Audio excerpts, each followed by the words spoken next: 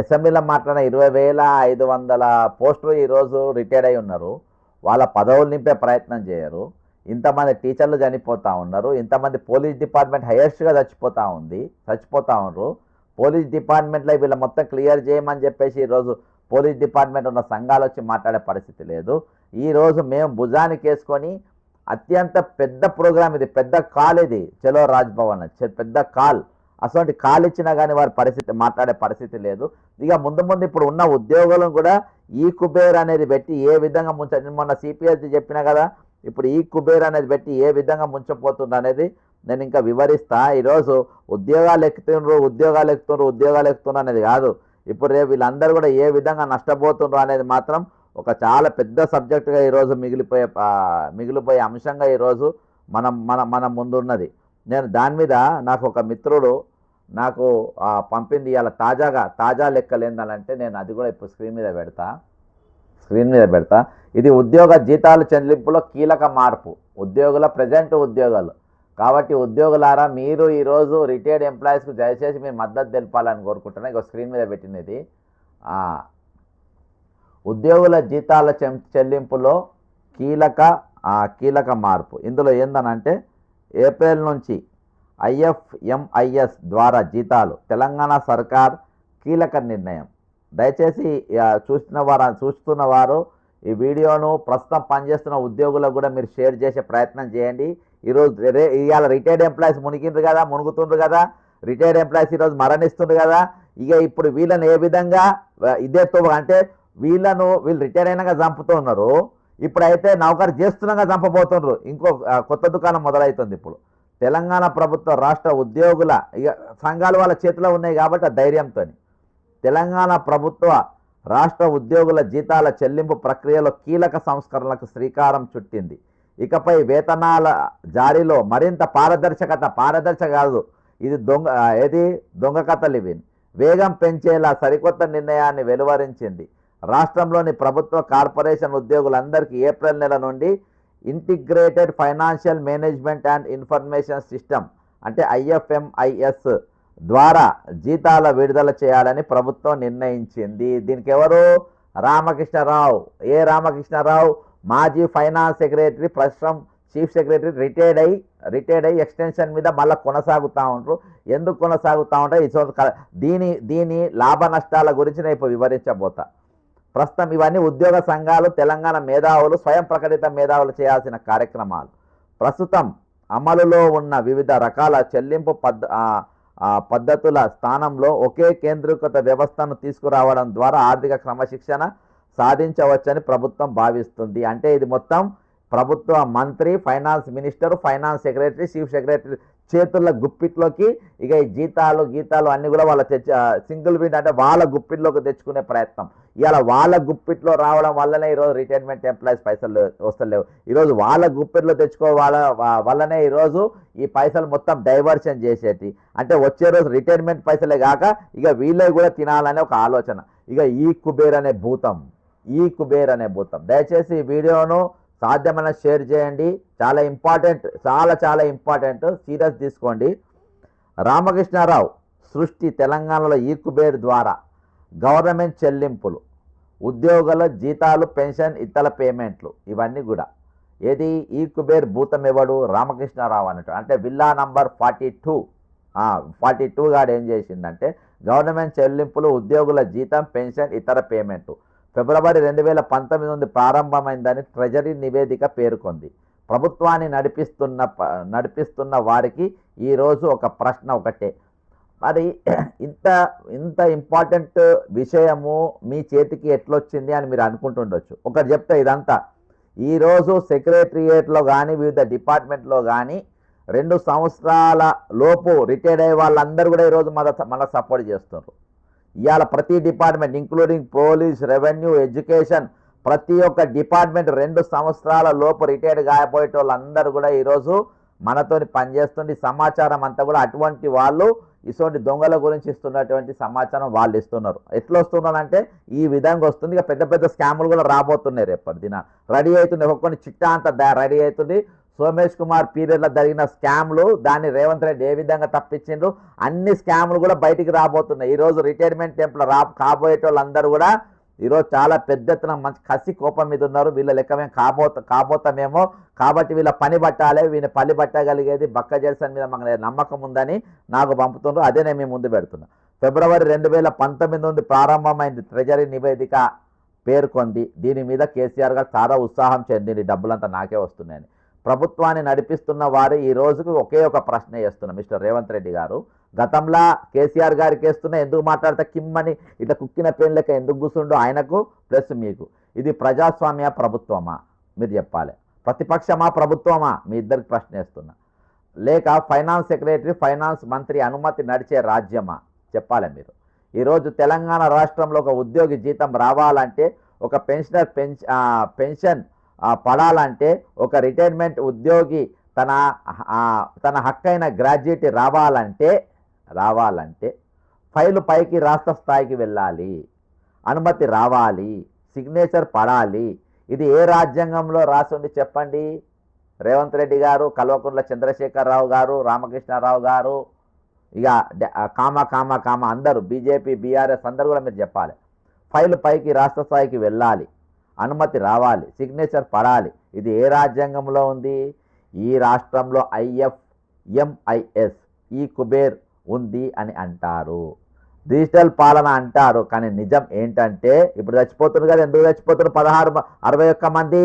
ఒకవేళ ఇది పారదర్శకత అయితే, ఇది ట్రాన్స్పరెన్సీ అయితే, ఇదే నిజమైతే ఈరోజు 61 మంది రిటైర్ అయిన ఉద్యోగులు ఎందుకు మరణిస్తున్నారు? ఈరోజు 20,500 మందికి వాళ్ళ రిటైర్మెంట్ బెనిఫిట్స్ ఇమీడియట్గా ఎందుకు వస్తలేవు? ఈరోజు నా దగ్గర డబ్బులు లేవు, నాకు కోసిన రూపాయి అనేది ఎందుకు వెళ్తలేవని అంటలేరు? ఎందుకంటే దీని వెనుక దాగి ఉన్న ఈ కంప్యూటరీకరణ వెనుక దాగి ఉన్న మోసం ఏందనేది ఇప్పుడు చెప్తున్నా. కంప్యూటర్ కాదు, కమాండ్ నడుస్తుంది. కంప్యూటర్ పేరు మీద ఏం చేస్తుంది? కమాండ్ చేస్తున్నారు. Don't pay money to the retired employees, don't pay the PRC, don't pay the DS to the employees, working employees అని కంప్యూటర్ కాదు, ఇది కమాండ్ చేస్తుంది. కమాండ్ చేస్తుంది ఎవరు? పక్కన ఉన్న పెద్ద మనిషి. గతంలో కేసీఆర్, ఇప్పుడు ఈయన. సిస్టమ్ కాదు, సిగ్నేచర్ నడుస్తుంది. అదే సిగ్నేచర్ కోసం ఉద్యోగులు తిరుగుతున్నారు, పెన్షనర్లు వేడుకుంటున్నారు, రిటైర్డ్ ఉద్యోగులు అవమానించబడుతున్నారు, సస్తున్నారు. ఈరోజు మేము ప్రశ్నిస్తున్నాం. నా ప్రశ్న ఒకటే, ఇది ఉద్యోగ సంఘం అడిగే ప్రశ్న కాదు, ప్రతిపక్షం అడిగే ప్రశ్న కాదు. ఈరోజు రిటైర్డ్ ఉద్యోగుల తరపున అడుగుతున్నటువంటి బక్క జెర్సన్ ప్రశ్న. ఒకే రకమైన బిల్లులో కొన్ని ఎందుకు క్లియర్ అవుతున్నాయి చెప్పగలుగుతారా? ఈరోజు మొన్నటి దినాన హరీష్ రావు గారు అసెంబ్లీలో పలానా వ్యక్తి నాకు చెప్పిండు, ఆ పలానా వ్యక్తి ఆయన రిటైర్మెంట్ పైసలు రాక ఎన్ని ఇబ్బంది పడుతున్నాయో నాకు చెప్పిండు అని ఆయన పేరు తీసి మరీ అసెంబ్లీలో మాట్లాడిండు. మరి ఇదే హరీష్ రావు గారు ఇదే ఒక ఏఎస్ఐ గారికి, తన బంధువైన ఏఎస్ఐ గారికి, బట్టి గారికి ఫోన్ చేసి చెప్పగానే ఆయన పైసలు మొత్తం పడిపోయినాయి. ఒకవేళ నీకు ఆ పేరు కావాలన్నా ఇంకొక సిద్దిపేటలో కూడా ఒక అధికారి పైసలు అకౌంట్లో పడిపోయినాయి. నా దగ్గర పేర్లు కూడా వచ్చినాయి. ఆ పేర్లు వినాలనే షోక్ ఇవాళ ఏది హరీష్ రావు కానీ బట్టి విక్రమార్క వీళ్ళంతా ఒకటే, వీళ్ళంతా ప్రతిపక్షం, వీళ్ళ పంచాయతీలు అంత ఒకటే అని చెప్పడానికి ఉదాహరణ. పేరు వినాలనే షోక్ ఉంటే పేరు చెప్పినా కదా. గతంలో బట్టి పాదయాత్ర కూడా పైసలు ఎవరిచ్చిందో కూడా చెప్పిన.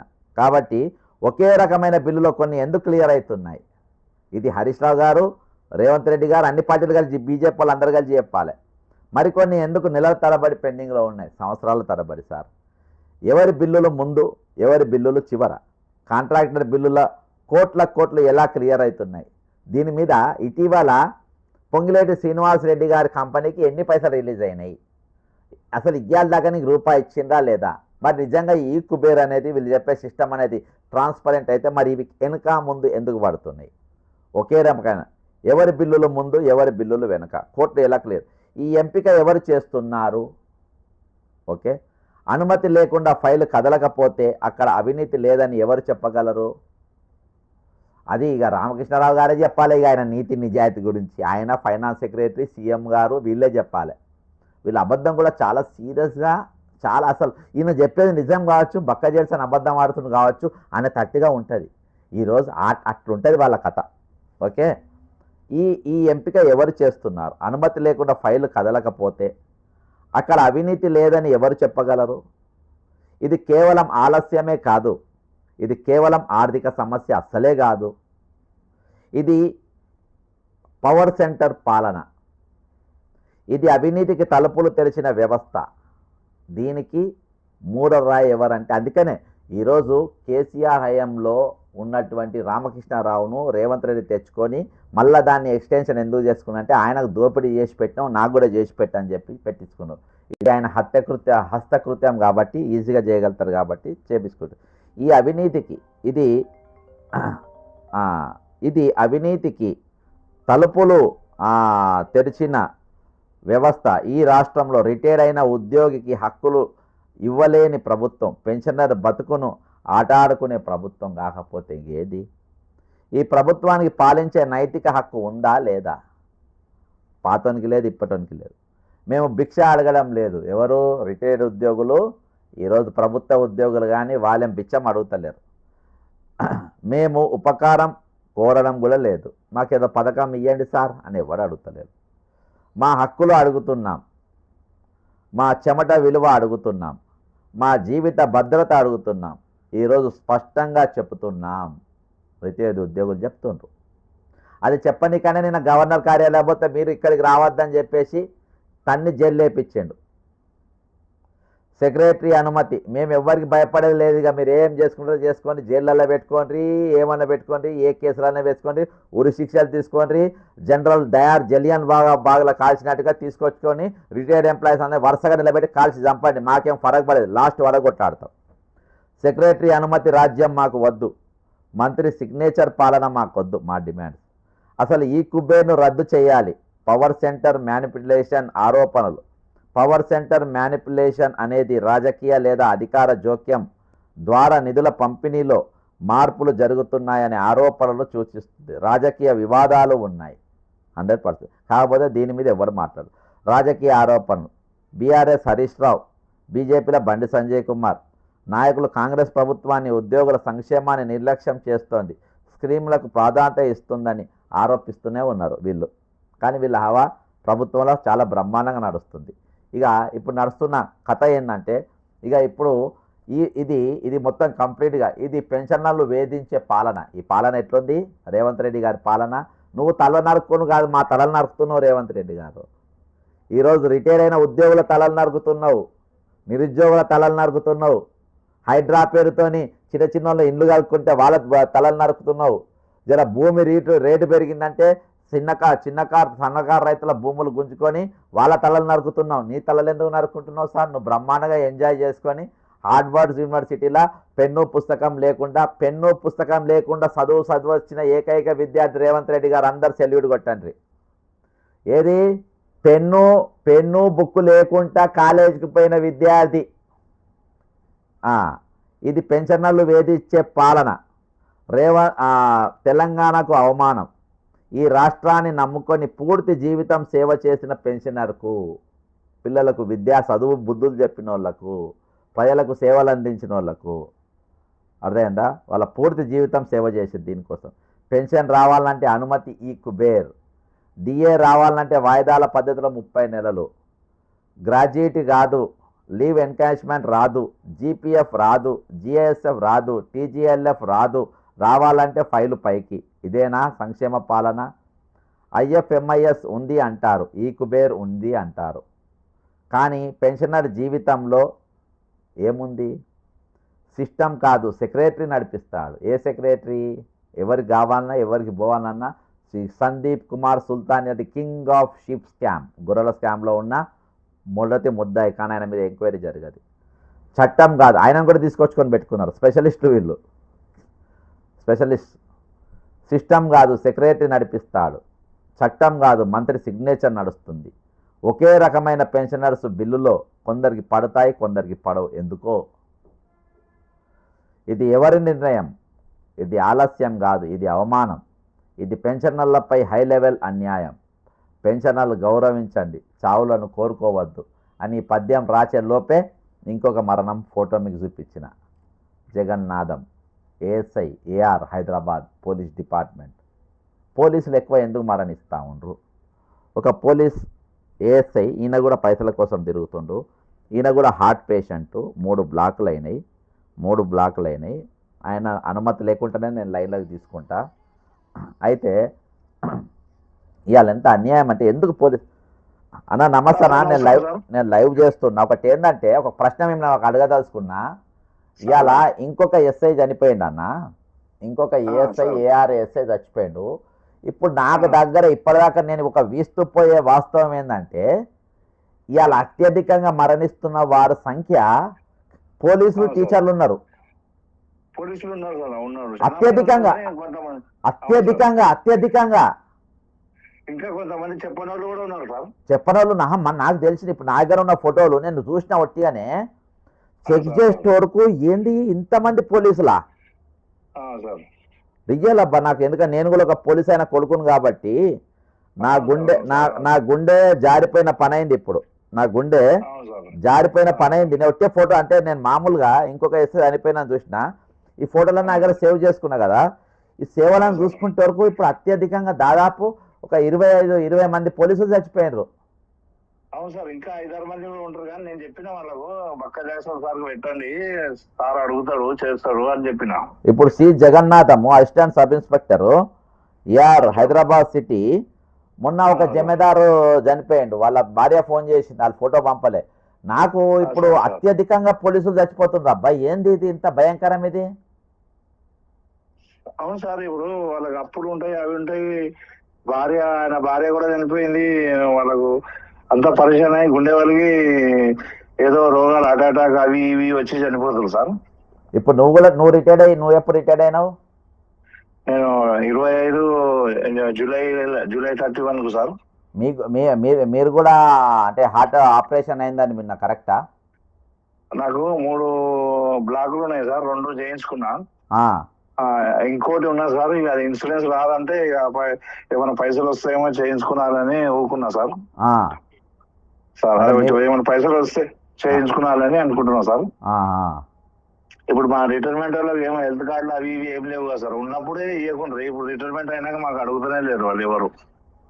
ఎవరు అడుగుతారు? ఇప్పుడు ఉద్యోగాలు ఉన్న వాళ్ళకే ఇది లేదు సార్. ఇప్పుడు రిటైర్మెంట్ అయిన వాళ్ళకి ఎవరు అడగరు సార్.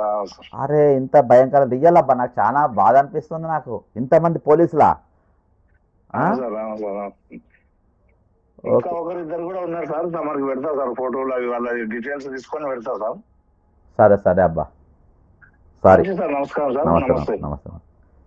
ఈయన కూడా ఒక ఏఎస్ఐ, పేరు చెప్పదలుచుకోలే, ఈసారి పంపినాయి. ఇప్పటికీ దాదాపు 25 మంది పోలీసులు చచ్చిపోయినారు. 61 మందిలా 25 పోలీస్ ఆఫీసర్స్ ఇయాటి వరకు. వీళ్ళు ఒక నక్సలైట్ల చేతిలో చచ్చిపోలేదు, లేకుంటే వీళ్ళు టెర్రరిస్టుల చేతిలో చచ్చిపోలేదు, సంఘ విద్రోహ శక్తుల చేతులలో చనిపోలేదు. వీళ్ళు పూర్తిగా ప్రభుత్వం నిర్లక్ష్యం వల్ల చనిపోయిన వాళ్ళు వీళ్ళు. వీళ్ళు పోలీసులు చెప్తున్నా ఈరోజు శాంతి భద్రతలు కాపాడే పోలీసులు ఈరోజు 20 మంది చచ్చిపోయినరు. విద్యాబుద్ధులు చెప్పేవారు దాదాపు 25 మంది, 27 మంది చచ్చిపోయినరు. తక్కిన డిపార్ట్మెంట్లో 10ల సంఖ్యలో చనిపోయినరు. ఇంతమంది పోలీసు అత్యధికంగా పోలీసులు చనిపోయినరు. ఈరోజు ట్రీట్మెంట్ ఇప్పుడు చెప్తుండ్రు ఏఎస్ఐ గారు. ఇంకో దానికి ట్రీట్మెంట్ 3 బ్లాకులు ఉంటే ఏఎస్ఐ గారికి 3 బ్లాకులు ఉంటే పోలీస్ సంఘం అధ్యక్షానికి చెప్తున్నా, మీ పోలీస్ అధ్యక్షులని వేసుకొని పీటలు వేసుకొని తిరుగుతుంది కదా, మీరు పోలీస్ సంఘం అధ్యక్షులకు చెప్తున్నా. ఈరోజు ఇంతమంది రిటైర్ అయిన ఉద్యోగులు ఎంతమంది పోలీసులు చచ్చిపోయినా ఇప్పటిదాకా మీ దగ్గర ఫిగర్ తెలుసా? పోలీసు సంఘమా, పోలీసు సంఘమా, మీకే చెప్తున్నా. ఆఫీసర్ల ఇండ్ల చుట్టూ పైరవులు చేసుకొని డ్యూటీలు ఎగ్గొట్టి ఈరోజు మీరు పైరవులు చేసుకొని పెద్ద పెద్ద కార్లు వేసుకొని తిరుగుతూనే పోలీసు సంఘ నాయకులారా మిమ్మల్ని అడుగుతున్నా, ఎంతమంది పోలీసులు చచ్చిపోయినో తెలుసా? ఇవాళ వరకు రిటైర్ అయిన పోలీసులు చనిపోయిన ఇండ్లకు మీరు ఎప్పుడైనా పరామర్శించిండ్రా? వాళ్ళ ఇంట్లో ఉన్న పరిస్థితులు ఏంటో మీరు ఎవరైనా చూసిండ్రా? ఇవాళ పోలీస్ సంఘమా? లేకుంటే మీరు కేవలము ఈరోజు ప్రభుత్వం యొక్క మడుగులు ఎత్తుకుంటే పైరవీలు చేసుకుంటే తిరుగుతున్నారు, ఆ పోస్టింగ్లు ఇప్పించుకుంటా పైసలకు. మీ దగ్గర కానిస్టేబుల్ని కొడితే మీరు స్పందించారు మీ సంఘం. వాళ్ళ డిఏలు ఇవ్వకుంటే మీరు స్పందించదు మీ సంఘం. ఈరోజు వాళ్ళ మీద మా జీతంలోకి వెళ్ళి 700 మీరు మా జీతాలలోకి వెళ్ళి కట్ చేసుకుంటారు, మాకు ఆరోగ్య భద్రత ప్రైవేట్ హాస్పిటల్ ఎందుకుంటాయని మీరు అడగారు మీ సంఘం. ఈరోజు రిటైర్ అయిన పోలీసులు అత్యధికంగా మరణిస్తే మాట్లాడేది మీ సంఘం. ఎవడెన్నుకున్నాడు మీరు? ఎవడేసిన మీ కోర్టులు? ఓ పోలీస్ సంఘమా, మిమ్మల్నే మేము ప్రశ్నిస్తున్నా ఈరోజు. ఎవడేసిన మిమ్మలను?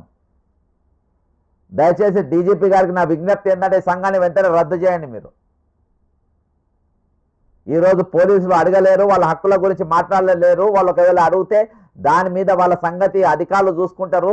వాళ్ళ మీద వాళ్ళు ఎవరైనా అడిగితే మేము వాళ్ళ ట్రాన్స్ఫర్లు చేపిస్తాం, వాళ్ళ మీద ఏసీబీ రైడ్లు చేపిస్తాం, వాళ్ళని ఇబ్బంది పెడతాం అని చెప్పి ఈరోజు పనిచేసే పోలీసు ఉద్యోగులు భయపెట్టించుకుంటే మీరు మీ సంఘాలు కొనసాగిస్తూ ఉన్నారు. ఈరోజు ఎంతెంత చందాలు తీసుకుంటారు ఒక సంఘం వాళ్ళు.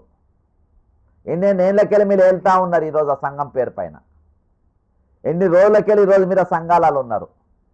ఇక ఉపాధ్యాయుల సంఘాల గురించి చెప్పే అవసరమే లేదు. ఇక ప్రత్యేకంగా చెప్పే అవసరమే లేదు. ఇక వాళ్ళ గురించి మాట్లాడలే వద్దే వద్దిగా.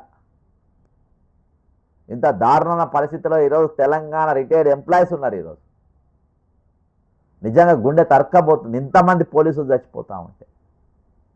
ఇంకా 3-4 ఈయన పాపం ఇందాక ఫోన్ చేసిన ఆయన 3 బ్లాకులు ఉంటే 2 బ్లాకులకు ట్రీట్మెంట్ చేసుకున్నట్ట, ఇంకో దానికి పైసలు లేక ఆగిపోయిందంట. ఎవరు మాట్లాడతారు? ఎవరు వస్తారు? ఈయనకేమన్నా అయితే బాధ్యత ఎవరు? నేను ఎక్కడ రమ్మంటే అక్కడికి వస్తాను. పాపం పైసలు వస్తాయా అని. ఈయన నాతోని ముషిరాబాద్ పోలీస్ స్టేషన్లో నాతోని ఒక ఆయన కోట్ల 3వ పిటిషన్ వేసినటువంటి ఒక రెడ్డి, పెద్దారెడ్డి, చిన్నారెడ్డి కాదు పెద్దారెడ్డి, ఆయన పేరు ఉపేందర్ రెడ్డి. నా డబ్బులు వస్తాయని 1-10 సార్లు అడిగాడు. ఆయనకు ఈ పైసల పైన ఎంతో ఆశ పెట్టుకున్నాడు. ఈరోజు నేను ఒకటి బాగా ఈరోజు మనం అందరం చాలామంది చాలా గ్రూపులు పెడతారు. ఈరోజు కులాల కోసం పార్టీలు పెడతారు. నా అనుభవం చెప్తున్నా. నా రిటైర్మెంట్ అయిన వాట్సాప్ గ్రూపులో రెడ్లు ఉన్నారు, వెలుమలు ఉన్నారు, బ్రాహ్మణులు ఉన్నారు, బీసీలు ఉన్నారు, ఎస్సీలు ఉన్నారు, ఎస్టీలు ఉన్నారు, అన్ని క్యాస్టులు ఉన్నాయి. ఈరోజు మనం అనుకుంటా ఉన్నాం, ఓ ఈయనకు ఇలా పలానా రా ఉన్నాడు, ఏకంగా మా వరంగల్ ఎర్రబెల్లి అనే ఇంటి పేరు పెట్టుకున్న ఒక పెద్ద బంధుత్వం ఉన్న వెలమ అనే ఉన్నాడు. అంటే ఈరోజు వాళ్ళను రాజకీయాల కోసం కులాన్ని వాడుకుంటారు, కానీ ఈరోజు ఆపదలను ఎవడు వాడుకోడు. ఒకవేళ రియల్గా ఆయనది వాళ్ళది అంత పతారం ఉంటే ఆయన ఉండనే ఉండడు. మా గ్రూప్లో ఒక 10 మంది రెడ్లు ఉన్నారు ఈరోజు రిటైర్మెంట్ పైసల కోసం ఎదురు చూసేవాళ్ళు, రోజు పైసలు వస్తాయానని. ఈరోజు నిజంగా రేవంత్ రెడ్డి సర్కార్, పొంగిలేటి శ్రీనివాస్ రెడ్డి సర్కార్ ఈరోజు రెడ్ల కోసం పనిచేస్తూ ఉంటే మరి ఈ రెడ్లు నా గ్రూప్లో ఉన్న ఈ రెడ్ల గురించి ఎందుకు పట్టించుకుంటలేరు? ఎందుకంటే వీళ్ళకి అవసరం లేదు. ఈరోజు అది అడ్డం పెట్టుకొని కేవలం ఓటర్ రాజకీయం చేయనికే కులాలు. ఈరోజు ఇంతమంది చనిపోయేలా అత్యధికంగా బీసీలే ఉన్నారు. మరి ఈరోజు బీసీల పేరుతోని ఓట్లాడుకునేటోళ్ళు, బీసీల పేరుతో పార్టీలు పెట్టుకునేటోళ్ళు, బీసీల పేరుతో రౌండ్ టేబుల్ కాన్ఫరెన్స్ పెట్టేవాళ్ళు ఈరోజు వీళ్ళ గురించి ఎందుకు మాట్లాడతలేరు? వీళ్ళని ఎంతమందిని పోయి పరామర్శించారు? ఎంతమంది పోయి పరిస్థితి ఏందో తెలుసుకున్నారు? కాబట్టి ఇవన్నీ ఏముండయి. ఒకవేళ నిజంగా ఇవన్నీ ఉంటే నా గ్రూప్లో వాళ్ళు ఉండేటోళ్ళే కాదు. నేను షాక్ అయిపోయినా, ఇదా పరిస్థితి అని. కాబట్టి ఈరోజు అవన్నీ కూడా తాత్కాలికం. బలహీనమైన నాయకత్వం, బలహీనమైన మనుషులు, బలహీనమైన వ్యక్తులు ఈరోజు కులాలను అడ్డం పెట్టుకొని రాజకీయాలు చేస్తారు. బలహీనులు, బలవంతులు కాదు, బలహీనులు. వీళ్ళంతా బలహీనులు. ఈరోజు రెడ్ల పేరుతోని, వెలమల పేర్లతోని, బీసీల పేర్లతోని, బ్రాహ్మణుల పేరుతోని రాజకీయాలు చేస్తారు చూసినావా? వాళ్ళందరూ కూడా బలహీనులు. ఇంతమంది చనిపోతూ ఉంటారు, మాట్లాడుతుండ్రా? కొంతమంది ఒక జర్నలిస్ట్ చెప్తుండ్రు, ఇంకా రిటైర్మెంట్ వాళ్ళ సబ్జెక్ట్ ఎన్ని రోజులు పట్టుకొని ఎలాడతావని. వాళ్ళ న్యాయం జరిగేదాకా నేను ఎలాడతా. నువ్వు ఏమన్నా అనుకో. నా గ్రూప్లలో నేను అన్నీ చూస్తూ ఉంటాను, నేను స్పందించా. దేనికి ఆన్సర్ ఇయ్య. ఒక గ్రూప్ క్రియేట్ చేసిన ఆ గ్రూప్లో అందరు ఉన్నారు. ఆ గ్రూప్లో నేను అన్నీ అబ్జర్వ్ చేస్తూ ఉంటాను, ఎవరెవరు పెడుతుండ్రు. కానీ నేను దేని మీద స్పందించా. ఎవరెవరు ఉన్నారో కూడా వాళ్ళ పేర్లు కూడా చూస్తా. అయ్యో అయ్యో ఈయన పేరు కేసీఆర్ చుట్టాం కదా, అయ్యో ఈయన దయాకర్ రావు చుట్టాం కదా, అయ్యో ఈయన పొంగిలేటి శ్రీనివాసరెడ్డికి దగ్గర బంధువు కదా, మరి వీళ్ళకెందుకు పైసలు వస్తలేవు? ఓహో ఈయన మామూలు ఉద్యోగా, ఈయన నిన్న వాడుకుంటుండా, అయ్యో ఈమె శ్రీధర్బాబు బంధువు కదా, ఈమె గ్రూపులు ఉన్నది. నేను ఎందుకు అన్ని ఇప్పుడు చెప్తున్నా అంటే రాజకీయాల కోసం ఎట్లా వాడుకుంటారు అనేది చెప్తున్నా. ఇది ఈరోజు చాలా బాధాకరమైన విషయము. ఈ కుబేర్ వల్ల ఏ విధంగా ఈ కుబేర్ని అడ్డం పెట్టి ఏ విధంగా దోచుకోవడానికి ఈరోజు ఉద్యోగంలో ఉన్నవారిని కాంట్రాక్ట్ ఉద్యోగులను కూడా చేర్చుకునే ప్రయత్నం ఏ విధంగా చేస్తున్నారు. వాళ్ళ డబ్బులు వాళ్ళ అన్ని వాళ్ళ జీతాలంతా వీళ్ళ కబంధ హస్తాలలో పెట్టుకొని దాన్ని ఎట్లా ఇష్టానుసారంగా వాడుకొని కనిపెట్టుకుంటారు. ఒకవేళ ఈ కుబేర్ అనేది లేకుంటే ఫస్ట్ ఈరోజు ప్రభుత్వ ఉద్యోగులకు వాళ్ళకు జీతాలు పడాలి, వాళ్ళ పిఆర్సీలు పడాలి, వాళ్ళ డిఏలు పడాలి, రిటైర్డ్ ఎంప్లాయీస్ వాళ్ళ పైసలు ఇవ్వాలి, తర్వాత కాంట్రాక్టర్లకు పథకాలకు అట్లా పోవాలి. కానీ వీళ్ళకు కమిషన్లు రావాలంటే వీళ్ళకి ఇష్టం వచ్చినట్టు బిల్లులు ఇవ్వాలంటే ఈ కుబేరు వీళ్ళ చేతుల్లో ఉండాలి. ఆ చేతుల్లో పెట్టుకొని వీళ్ళు ఆట ఆడే పరిస్థితి. కాబట్టి ఇష్టానుసారంగా ఈరోజు డబ్బును వాళ్ళ సొంత సేవింగ్ అకౌంట్లకు వాడుకున్నటువంటి పరిస్థితి. కాబట్టి ఈరోజు అత్యధిక మరణాలు అవుతున్నటువంటి పోలీస్ డిపార్ట్మెంట్, అత్యధిక మరణాలు అవుతున్నటువంటి రిటైర్డ్ టీచర్లు, ఈరోజు సామాన్య ఉద్యోగులు, అంతేకాకుండా మనకు రాని నంబర్లు మొత్తం అంతా కలిసి మన చేతిలో ఉన్నది ఇవాళకి 61 మంది ఇవాళకి మరణించడం జరిగింది. కాబట్టి ఆ కుటుంబాల ప్రభుత్వం వెంటనే న్యాయం చేయాలంటున్నా, ఇంకా నంబర్లు పెరగకుండా నేను చూసుకోవాలంటున్నా, వాళ్ళతో అండగా నిలవాలంటున్నా, వాళ్ళ మన బాసటగా ఉండాలంటున్నా. ఈరోజు ఖచ్చితంగా ఒక పోరాటం అనేది ముందు ఖచ్చితంగా ఇంకా ఉధృతం చేస్తాం. వీళ్ళు ఎక్కడ కూడా తగ్గేదే ఉండదు. ప్రతి పైసా వచ్చేదాకా రేవంత్ రెడ్డి దాగబోతాం. మేము రేవంత్ రెడ్డి రాకపోతాము. రేవంత్ రెడ్డి అంటోడిగా జీవితంలో ఎమ్మెల్యే కాకుండా కూడా రిటైర్మెంట్ ఎంప్లాయీస్ చూసుకుంటారు. కందిర్ ఈగల్ లెక్క, జోర్ ఈగల్ లెక్క వీనే కాదు, ఈరోజు ఆపోజిషన్ లీడర్ లెక్క అందరినీ కూడా రౌండప్ చేస్తాం. ఈరోజు ఆపోజిషన్ పత్రిక ఉన్నటువంటి నమస్తే తెలంగాణలో కూడా ఈ వార్త రాలేదంటే వాళ్ళు ఎవరి పక్షంగా ఉన్నారు ఈరోజు? అంటే ఈ కుబేర్లో వీళ్ళ పాత్ర ఉన్నట్టే కదా, రిటైర్మెంట్ ఉద్యోగులో వీళ్ళ పాత్ర ఉన్నట్టే కదా. ఈరోజు వాళ్ళకు అత్యంత సన్నిహితులకు వాళ్ళ పైసలు వాళ్ళు ఇప్పించుకుంటుండ్రు కదా, వాళ్ళ బిల్లులు ఇప్పించుకుంటుండ్రు కదా. ఈరోజు దానికి బట్టి విక్రమ అనేటోనికి ఈరోజు హరీష్ రావు దగ్గరుండి పైసలు ఇప్పించే ఒక పెద్ద ఉదాహరణ.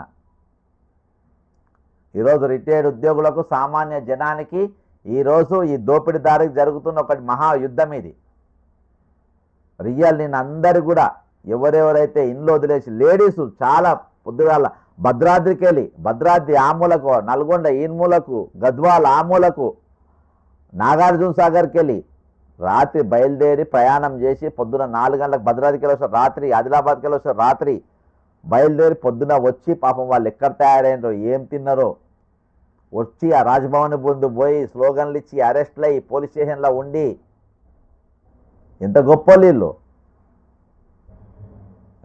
నేను ఫుల్ ఈరోజు యువకులు చేయలేని, నిరుద్యోగులు చేయలేని ధర్నాలు, రిటైర్డ్ ఎంప్లాయీస్ వాళ్ళు చేస్తున్న మామూలు విషయం కాదు ఇది. నేను వాళ్ళని చూసి వాళ్ళ కుటుంబస్తుల లెక్క నేను అయిపోయినా. నాకు ఆర్థికంగా నాకు కష్టం అనిపించినా కానీ వాళ్ళ దగ్గర నాకు ఒక ఛాయ్ పైసలు తీసుకోవాలన్న బాధ, వాళ్ళ రక్తం తాగినట్టు అనిపిస్తుంది నాకు. వాళ్ళ దగ్గర ఒక వాటర్ బాటిల్ తాగుతున్నా వాళ్ళ రక్తం తాగినట్టు అనిపిస్తుంది. వాళ్ళ దగ్గర ఏమో సహాయం తీసుకోవాలన్నా నాకు ఎంతో బాధ అనిపిస్తుంది. కాబట్టి ఎంత కష్టమైన నష్టమైన వాళ్ళతో నిలబడాలి, వాళ్ళను స్టాండ్ చేయాలి. వచ్చే ఉద్యోగులు రేపు రిటైర్ కాబోయేటోళ్ళు కూడా ఈ ఉద్యమం మీద ఆశ పెట్టుకున్నారు. ఈరోజు నేను చెప్తున్నా, రేపు రిటైర్ కాబోయేటోళ్ళు కూడా ఈ ఉద్యమం మీదనే ఆశ పెట్టుకుంటారు. ఈ ఉద్యమం సక్సెస్ కావాలని వాళ్ళు కోరుకుంటున్నారు. మీరు నమ్మరు నేను చెప్తున్నా. పోలీసులు నిన్న మనల్ని బాధపడుకుంటా మనల్ని అరెస్ట్ చేసిన, కోపంతో కాదు, బాధపడుకుంటే అరెస్ట్ చేసిండ్రు. ఈరోజు పోలీస్ డిపార్ట్మెంట్లో వాళ్ళ పైసలు వచ్చిన రాకుండా వాళ్ళ జేబులకి మనకు అన్నం తినబెట్టిండ్రు. మనం మంచిగా ఉండాలని వాళ్ళు కోరుకున్నారు. ఈరోజు నిన్న వాళ్ళతోని వాళ్ళ విధుల భాగంగా మనం అరెస్ట్ చేసింది. కానీ ఈరోజు వాళ్ళు బాధపడకుండా, వాళ్ళు అరెస్ట్ చేసినందుకు వాళ్ళు బాధపడకుండా మనం అరెస్ట్ చేశారు. ఎందుకంటే రేపు వాళ్ళు కూడా ఈ పరిస్థితి మాకు రాబోతుందా అని. అందుకని వీళ్ళు అత్యధికంగా మరణించింది పోలీసులని నేను మాటికి ఎందుకు చెప్తున్నా అంటే మీరు ఎందుకు మౌనంగా ఉంటున్నారో, ఈ సంఘాలు ఎటుపోయినాయని. ఈ ఉద్యోగ సంఘాలు అంతా చచ్చిన వాళ్ళు శవాలు లెక్క బతుకుతున్న వాళ్ళు. పోలీస్ సంఘ అధ్యక్షులు కూడా మీ శవాలు లెక్కనే, మీరు సజీవంగా ఉన్న శవాలు మీరు. ఇంకా ట్యాగులు వేసుకొని పోలీస్ సంఘం అధ్యక్షులని కార్లు పెట్టుకొని కార్లలోకి ఇట్లా ముందు పెట్టుకొని సిగ్గులే కూడా తిరుగుతూ అంటారు మీరు. సిగ్గు శరం ఏమని ఉందా మీకు? సంఘం అని చెప్పుకుంటూ తిరుగుతారు. ఇంత దరిద్రంగా తయారైపోయినా అంత దరిద్రంగా తయారైపోయాయి సంఘాలు అయితే. వాళ్ళకైతే క్రమశిక్షణ కిందకి వస్తారు. వాళ్ళని ఏమన్నా చేయవచ్చు పోలీసు వాళ్ళని కాబట్టి ఎవరు మాట్లాడకుండా వాళ్ళు ఉన్నారు అనుకుంటారు. మేము మాట్లాడతాం బరాబర్, ప్రతి ఇష్యూ పైన మాట్లాడతాం. డిపార్ట్మెంట్లలో నేను చెప్తున్నా, మీకు ఎవరెవరు సతాయిస్తుండ్రో ఎవరెవరు ఇబ్బంది పెడుతుండ్రో మీ సంఘం పేరు ఇవ్వండి, ఫోటో కూడా పంపండి. ఫోటో కూడా సమాజానికి చూపెడతాం, వాళ్ళ ఇళ్ళలో తీసుకుపోయి చూపెడతాం. వాళ్ళు మనుషులు, వాళ్ళ లీడర్లు, వాళ్ళతో బతుకు, వాళ్ళ ఒక అధ్యక్షులు, వాళ్ళతో సంఘం. 25 మంది పోలీసులు చచ్చిపోతే ఈరోజు దిక్కు లేదు మీకు వాళ్ళని పోయి చూడడానికి. మనుషులు కాదు మీరు. ఇదా మీ నాయకత్వం? ఇదా మీ లీడర్గిరి? హోంమంత్రి అనేటోడు ఒక 420 దగ్గర పెట్టుకుంటాడు, 420 కేసు ఉన్నాడు హోంమంత్రి పదవి. ఇవాళ ఇంకా కోర్టుకు పోయిన మొనగాడు, నా మీద ఉన్న కేసులన్నీ కొట్టి అయిపోయిన శుద్ధ పూసనని. నేను శుద్ధ పూసను, నా మీద ఉన్న కేసులన్నీ కొట్టేయండి దొంగ. కాబట్టి ఖచ్చితంగా మీ హక్కులు, మన హక్కులు వచ్చే వరకు మన పోరాటమే శరణ్యం. ఈరోజు జగన్నాథం గారి కుటుంబానికి కూడా నెమ్మది సమాధానం కలగాలని కోరుకుంటున్నా. ఒక సమయంలో మనం వాళ్ళ కోసం ఈ 61 మందికి ఇంకా కొంతమంది పేర్లు రావాల్సి ఉన్నాయి. ఆ పేర్లు కూడా వచ్చిన తర్వాత ఒకరోజు మనం ఆన్లైన్లో మౌనం పాటిద్దాం. రేపటి దినాన రేపు రాత్రిపూట ఆన్లైన్లో మనము మౌనం పాటిద్దాం. 1 నిమిషం ఆన్లైన్లోనే ఇట్నే లైవ్ నడుపుతా. ఇదే విధంగా మనం ఎక్కడ ఉన్నామో అక్కడనే నిలబడి మనం మౌనం పాటిద్దాం. మీరు మౌనంగా ఉన్నప్పుడు దయచేసి మీరు వీడియో ఒకటి ఆన్ చేయండి. ఒకవేళ మీరు దగ్గరలో 10 మంది 20 మంది అదే ప్రాంతంలో ఉంటే అందరూ ఒక దగ్గరికి రండి. రేపు సమయం ఏదో ఒక టైంలో నేను మార్నింగ్ మీకు మెసేజ్ పెడతా, మన గ్రూప్లలో మెసేజ్ పెడతా, షేర్ చేసుకుందాం. వీళ్ళందరి ఆత్మశాంతి కోసం మనం మౌనం పాటించాల్సిన అవసరం ఎంతైనా ఉన్నది. ఈరోజు రిటైర్ అయిన వాళ్ళు నువ్వు, ఆయన, మనము ఇది కాదు, ఇదంతా ఒక కుటుంబం. వీళ్ళందరూ మరణించే వాళ్ళందరూ కూడా మన కుటుంబ సభ్యులే. కాబట్టి వాళ్ళ కోసం మనం పోరాటం చేయాల్సిన అవసరం ఉంది. కనీసం వాళ్ళ కుటుంబాలకు న్యాయం జరగాలని మనం నిలబడాల్సిన అవసరం ఉంది. ఇందాక ఒక పోలీస్ ఆఫీసర్ నాకు ఫోన్ చేసి, నాకు 3 బ్లాకులు అయితే 2 బ్లాకులకు ట్రీట్మెంట్ అయింది, ఇంకో బ్లాక్ చేసుకొని పైసలు లేవన్నారు. అసొంటి వాయిస్ విని ఈరోజు పోలీస్ సంఘం పైన నాకు ఆక్రోశం, ఆవేదన నాకు కలిగింది. కాబట్టి నేను ఖచ్చితంగా నా పద ప్రయోగంలో ఎక్కడ కూడా నేను వెనుకబోను. నేను మాట్లాడిన విషయాలన్నీ కూడా వాస్తవాలే. కాబట్టి ఇప్పటికైనా మీరు స్పందించండి, ఆ కుటుంబాలను సందర్శించండి, రిటైర్మెంట్ పైసలు వాళ్ళకి ఇప్పించేటట్టుగా చేయండి. ఈ కుబేర్ని అడ్డుకోండి. ఈ కుబేర్ అనే దాన్ని తీసేయాలి. అది ఒక పెనుభూతం. ఈరోజు పెనుభూతం. ఆ పెనుభూతాన్ని అడ్డుకోవాల్సిన బాధ్యత మనందరిపైన ఉందని కోరుకుంటూ సెలవు తీసుకుంటున్నా. దయచేసి ఛానల్ని ఇప్పటిదాకా సబ్స్క్రైబ్ కాండి. ఈ ఛానల్ ఒక మహా ఉద్యమం వచ్చే రోజుల్లో చేయబోతుంది. ఇది పీడిత వర్గాల తరపున, దోపిడీ గురయ్యే వర్గాల తరపున అందరికి కూడా ఈరోజు నిలబడతా ఉంది. ఈరోజు ఎక్కడ కూడా ఒక పోలీసులు చచ్చిపోతే వాళ్ళకు ఎవ్వరు కూడా ఈరోజు మద్దతుగా ఎవరు నిలబడరు. ఈరోజు ఏ ఛానల్ కూడా వాళ్ళకు సపోర్ట్గా ఎవరు నిలబడరు. ఈరోజు 25 మందికి పైగా ఈరోజు మరణించిన పోలీస్ కుటుంబాలకు కూడా మన ఛానల్ వాళ్ళ గురించి మనం మాట్లాడగలిగినాం. ఇది ప్రజల కోసం ఉన్న ఛానల్, ప్రజల చేత ఉన్న ఛానల్, ప్రజా సమస్యల గురించి మాట్లాడే ఛానల్. కాబట్టి దీన్ని పెంచాల్సిన బాధ్యత మన పైన ఉన్నది. దీన్ని దయచేసి విస్తరించేటట్టుగా దీన్ని చేయండి. మనకు ఆర్థిక బలం లేదు, మనం ఎవరిని కూడా వైట్ కాలర్ బెగ్గింగ్ చేయము. ఇదంతా మన కష్టమే, మన కష్టం, మన ఆలోచనతో నేను చేస్తాను. ఇలా ఎడిటింగ్ కానీ మన ఫొటోస్ కానీ పేర్లు కానీ అన్నీ కూడా నేను నా సొంతంగా నా చేతితోనే చేస్తాను. ప్లస్ రిటైర్మెంట్ అయినా డ్రాఫ్టింగ్ కానీ, లేకుంటే 1943 మంది ఉద్యోగులను ఇంటర్ ట్రాన్స్ఫర్ అక్కడికి వెళ్ళి ఆంధ్రాకి వెళ్ళి ఇప్పుడు తెలంగాణకు తీసుకొచ్చే ప్రయత్నం చేసి దాని గురించి కానీ ప్రతి అంశం పైన నేను డాక్యుమెంటేషన్ A to Z ఈ చేతులతోనే నేనే చేస్తాను. కాబట్టి నేను వేరే దానికి నేను ఇన్వెస్ట్మెంట్ చేసే పరిస్థితులు నేను లేను. ఉన్న ప్రతి పైసా నేను ఉద్యమాల కోసమే ఖర్చు పెడుతున్నా. కాబట్టి నేను ఒక ఎంప్లాయీని పెట్టుకొని దీన్ని చేసే అంత లేదు. కాబట్టి ఈ ఛానల్ను నడపాల్సిన బాధ్యత, నడపడంటే ఆర్థికంగా కాదు, ఖాళీ మీరు షేర్ చేయండి, సబ్స్క్రైబ్ అయ్యేటట్టుగా మీరు దీన్ని పెంచండి. తద్వారా మన అంశము అనేకులకు రీచ్ అయ్యేటట్టుగా చేయాలని నా ప్రయత్నం. ఎందుకంటే ఇలా నమస్తే తెలంగాణలో కూడా మన వార్త రాలేదంటే పూర్తిగా ప్రభుత్వానికి వ్యతిరేకంగా ఉన్నటువంటి పత్రికలో కూడా మన వార్త రాయలేదంటే ఇక ఇంతకు మించిన దౌర్భాగ్యం ఇంకేమన్నా ఒక్క పత్రికలో కూడా రాయాలి. ఒక్క పత్రిక ఒకటే ఒక ఆన్లైన్ పేపర్లో వచ్చింది. ఆ పేపర్ మన గ్రూపులలో పెట్టిన అది కూడా మీరు చాలా బాగా అంటే చాలా చక్కగా రాసిండు. పూర్తిగా మన అంశాన్ని ఏదేదైతే అనుకుంటారో ఆ అంశం మొత్తం కంప్లీట్గా ఆయన పత్రికలో రాసిండ్రు. ఇందులో కూడా నేను దాన్ని పెట్టే ప్రయత్నం చేస్తా. ఐటమ్ ఆర్టికల్ మాత్రం ఇది hyderabadmail.com. ఇది ఏమని ఉందంటే హైదరాబాద్ రిటైర్డ్ డాక్టర్ ఇది వేరే సబ్జెక్టు కాదు, ఇందులోనే వచ్చింది మన వార్త కూడా. హైదరాబాద్ మెయిల్ అనే పత్రికలో మన గురించి మన వార్త వచ్చింది. కాబట్టి ఆ ఒక్క పేపర్ తప్ప ఇక ఎవ్వరు రాసిన వాళ్ళు లేడు. కాబట్టి ఈరోజు మనం ఈ ఛానల్లే మన వీడియోలోనే మన సబ్జెక్ట్నే సాధ్యమైనంత మందికి మనమే షేర్ చేయాలి, వాళ్ళని కామెంట్ చేయమని చెప్పాలి. ఈరోజు నిజంగా ప్రభుత్వ ఉద్యోగులకు వచ్చే రోజులలో వాళ్ళు కూడా ఒక పెద్ద ఇరుకనబడే పరిస్థితి ఉన్నది. కాబట్టి ఇంత పెద్ద జనం అంటే 15 లక్షల మంది ఈరోజు ఉద్యోగులు ఉన్న పరిస్థితులలో మరి దాదాపు 20,000 మంది రిటైర్డ్ ఉద్యోగులు ఉన్నారు, 20,500 మంది. కాబట్టి ఇదందరూ కూడా అందరికట్టుగా మీరు చేయాలి. వచ్చే రోజులలో ఈ ప్రజాస్వామ్యం కానీ ప్రజాస్వామ్యంలో ఉన్న స్పిరిట్ను కానీ కాపాడుకోవాలంటే ఖచ్చితంగా ఈరోజు మనందరం కూడా సోషల్ మీడియా వారియర్స్ కావాలని కోరుకుంటూ సెలవు తీసుకుంటున్నాం. జై తెలంగాణ, అమరవీరులకు జోహార్లు.